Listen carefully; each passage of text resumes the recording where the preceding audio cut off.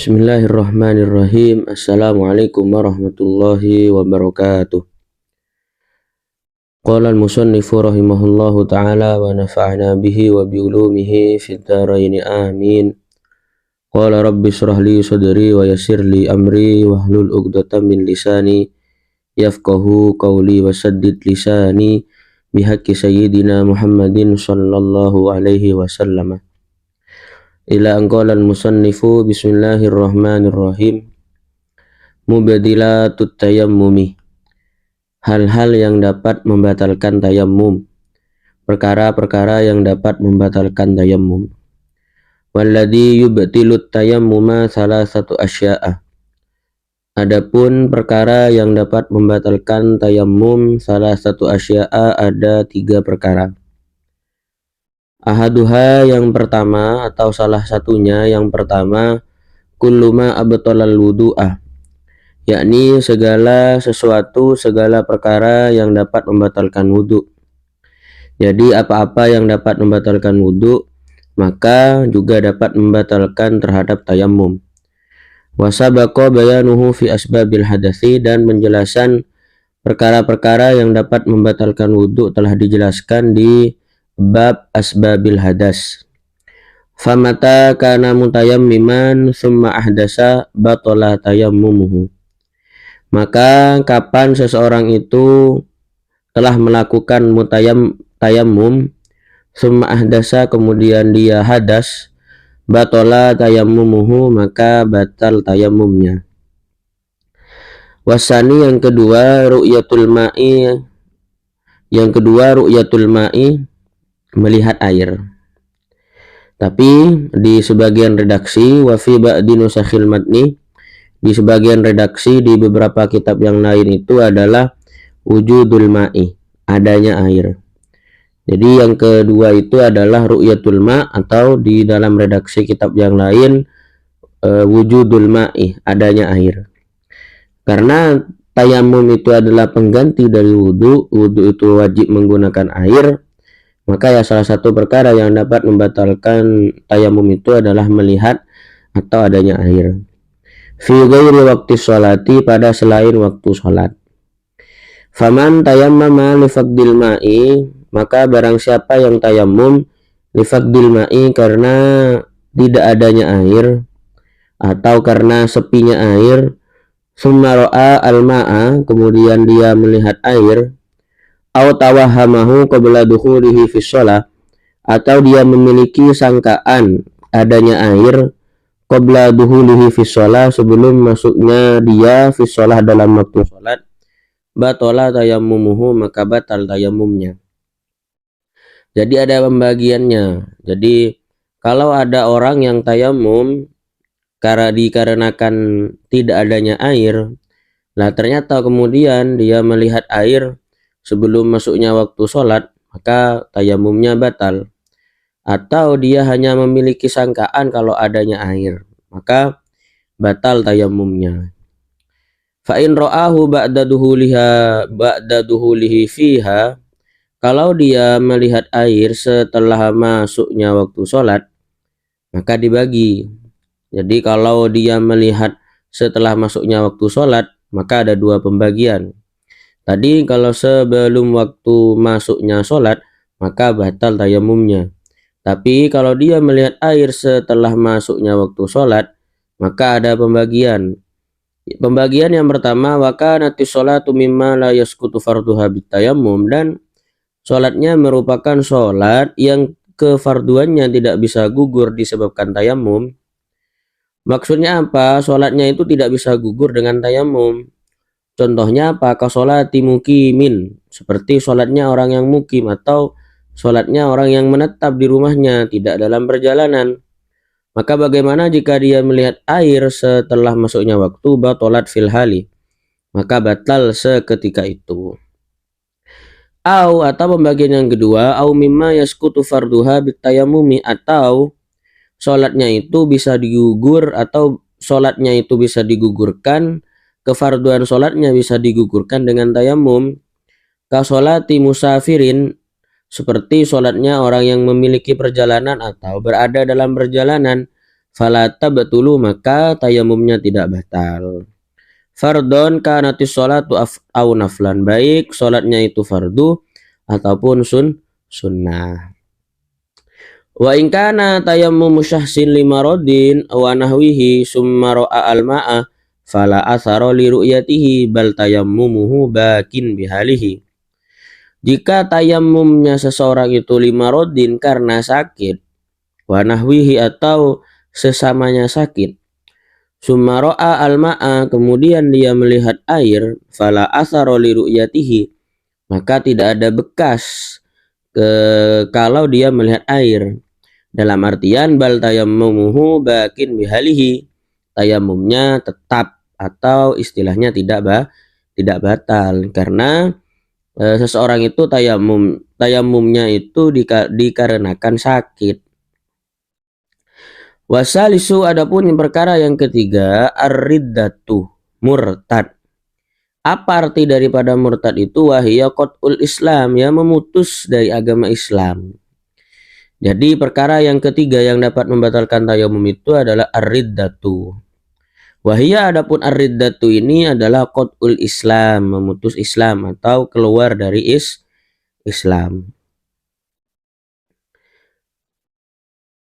Wa idza imtana'a syar'an isti'malul ma'i fi udwin fa illam yakun alaihi satirun wajaba alaihi at-tayammumu wa ghuslus sahih wa la tartiba bainahuma lil junubi. Wa amal muhdisu fa innama yatayammamu waqtaduhu li ghuslil udwi al-alili. Wa in kana 'alal udwi satirun fa hukmuhu madhkurun fi qaulil musannifi. Jika ada seseorang yang tercegah secara syariat untuk menggunakan air fi udwin dalam salah satu anggota, misal anggotanya luka parah gitu, kemudian tercegah untuk menggunakan air, maka pembagiannya ada dua. Pembagian yang pertama, fa illam yakun alaihi satirun, kalau tidak ada satir atau tidak ditutupi lukanya, wajaba alaihi tayammumu wa ghuslus sahih, maka dia wajib untuk melakukan tayammum dan anggota yang masih sembuh tidak sakit itu wajib dibasuh.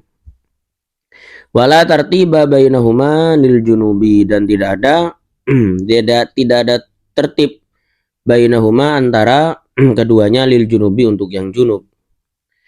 Wa amal muhdisu, adapun orang yang berhadas, fa innama yatayammamu waqtaduhu li ghuslil udwil alil. Wa amal muhdisu, adapun orang yang memiliki hadas atau yang tidak suci, maka dia boleh tayammum, fa innama yatayammamu waqtaduhu li ghusli udwil al-alil, maka dia boleh untuk tayammum ketika waktu masuknya membasuh anggota yang sakit tadi. Nah, ini ketika pada anggota yang sakit tadi tidak ada satir. Jadi wa in kana 'alal udwi satirun, kalau semisal ada satir maka beda lagi. Dalam artian lukanya itu ditutupi oleh perban ataupun yang lain, maka fahukmuhu madhkurun fi qaulil musannif, maka hukumnya disebutkan pada perkataannya musannif, yaitu pembagian yang kedua. Wasahibul jabairi, ya, ini adalah orang yang memiliki perban. Jabair itu ya bisa dikatakan perban atau tutupnya luka.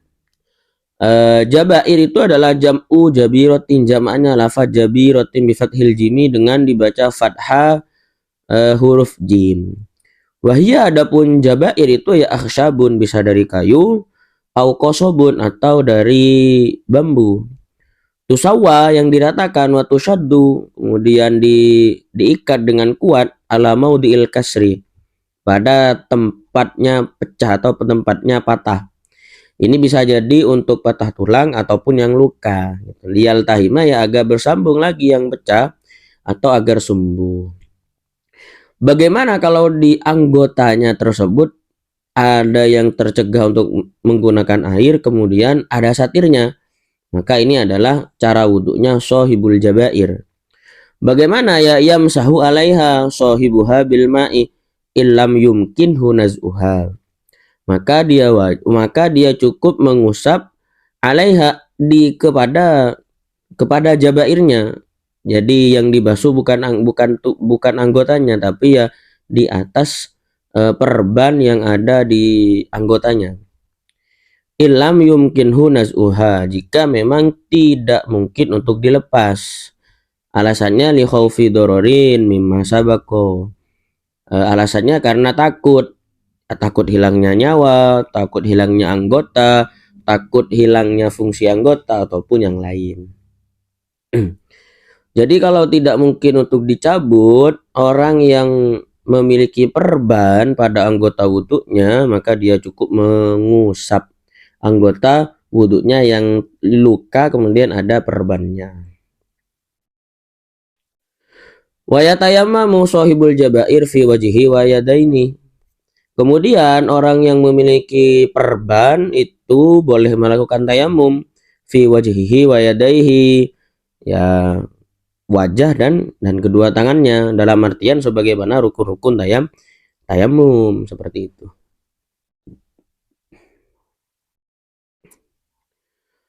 Wa yusalli wa la i'adata alaihi in kana wada'aha ayil jabairu ala tuhrin wa kanat fi ghairi a'dha'it tayammumi wa illa a'adah. Kemudian orang yang sohibul jawair tadi, yang memiliki perban tadi, boleh tayamum, kemudian ya boleh sholat, wa yusalli, dan boleh melakukan sholat dengan tayamumnya. Wala i'adata alaihi, dan tidak perlu untuk mengulangi sholatnya. Tapi ada catatannya. Tidak perlu mengulangi sholatnya ingkana wadu'aha ayil jabairu ala tuhrin. Jika dia meletakkan perbannya itu ala tuhrin, dalam keadaan suci, dalam artian dia sudah melakukan wudhu atau dia setelah mandi, dalam artian dia dalam keadaan suci, bukan dalam keadaan hadis. Wa kanan fi ghairi a'dha'it tayammum, dan perbannya itu pada selain anggota tayammum, artian berada pada selain tangan dan berada pada selain muka. Tapi wa illa jika tidak, dalam artian jika tidak, jadi dia meletakkan jabairnya itu perbannya pada waktu muhdis dan perbannya itu ada pada anggota tayamum, ya a'adah, maka dia wajib untuk mengulangi sholatnya. Jadi catatannya, seorang yang memiliki perban itu boleh tayamum kemudian sholat. Kemudian catatannya, tidak perlu mengulangi sholatnya jika perbannya itu diletakkan pada saat dia suci dan pada selain anggota tayamum. Jika tidak, dalam artian dia letakkan perbannya tadi pada waktu muhdis atau hadas dan perbannya ada pada anggota tayamum, maka dia wajib mengulangi sholatnya. Wa hadza ma qalahu An-Nawawi fi Raudhati, dan pendapat ini sesuai dengan pendapat yang telah diucapkan oleh Imam Nawawi fi Raudhati dalam kitab Raudhah. Lakinnahu qala fil Majmu'i, ingat, akan tetapi Imam Nawawi berkata dalam kitab Majmu', inna itlaqal jumhuri yaqtadi adamal farqi ay baina a'dha'it tayammumi wa ghairiha. Di dalam kitab Majmu' dawuhnya Imam Nawawi, inna itlaqal jumhuri, bahwasanya memutlakannya ulama jumhur itu yaqtadi adamal farqi, menuntut tidak adanya perbedaan. Maksudnya perbedaan baina a'dha'it tayammumi wa ghairiha, jadi antara anggota tayamum dan selain anggota tayamum. Tapi ini menurut pendapat yang lain yang ada di kitab Majmu' seperti itu. Wa yustaratu fil jabirati alla ta'huda minasyahi illa ma labudda minhu lil istimsaki. Syarat daripada jabiro atau perban itu adalah alla ta'huda minasyahi, tidak boleh ditaruh pada anggota yang sahih. Illa ma labudda minhu lil istimsak, kecuali sesuatu yang memang untuk memperkuat. Nah, itu syarat daripada jabiro. Walau suku wal isobatu wal marhamu wa nahwuha alal jurhi kal jabirati. Ini contoh-contoh sesuatu yang sama. Ya mungkin kalau wal lusuk itu wal isobatu wal marhamu, perban, kemudian sesuatu yang ditempel ke anggota yang sakit. gunanya untuk menyembuhkan suatu luka, maka kal jabirati hukumnya sama. Wa yatayammamu likulli faridatin wa manduratin. Boleh tayamumnya sahibul jabirah itu adalah bertayamum likulli faridatin, setiap sholat fardu, wa manduratin, dan setiap sholat yang dinadari. Jadi fala yajma'u baina sholatai fardin bi tayammumin wahidin, tidak boleh mengumpulkan antara dua sholat fardu dengan tayamum satu kali. Wala baina tawafaini, juga tidak boleh mengumpulkan antara dua tawaf. Wala baina sholatin wa tawafin, tidak boleh mengumpulkan antara sholat dan tawaf. Wala jumu'atin wa khutbatiha, tidak boleh mengumpulkan antara sholat Jumat dan khutbahnya. Jadi satu tayamum itu hanya bisa digunakan untuk satu kefarduan dan banyak kesunahan.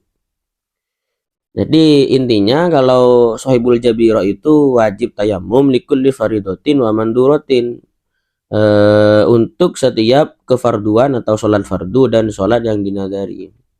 Jadi tidak boleh dikumpulkan satu tayamum digunakan untuk dua sholat fardu, tidak boleh ya.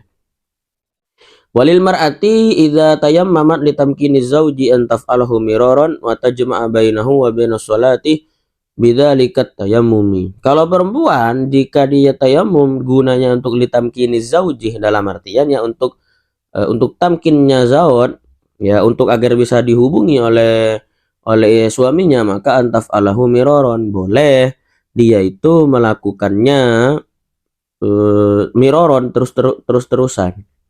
Mata juma'u bainahu wa bainas sholati bidzalika tayammum, dan boleh dia mengumpulkan antara tamkinin zauja agar bisa dihubungi oleh zaujahnya, wa bainas sholat, dan dikumpulkan dengan sholat, bidzalika tayammum, dengan satu tayamum. Boleh. Wa qawluhu wa yusalli bi tayammumin wahidin ma sya'a minan nawafil sakitun fi ba'di nusahil matni. Nah ini kalau satu tayamum itu boleh melakukan masya'a minan nawafil, boleh melakukan banyak beberapa kesunatan. Sholat sunnah, perkara yang sunnah, ibadah yang sunnah, boleh dilakukan dengan satu tayamum. Semoga bermanfaat. Wallahul muwafiq ila aqwamit thoriq. Kurang lebihnya mohon maaf. Wassalamualaikum warahmatullahi wabarakatuh.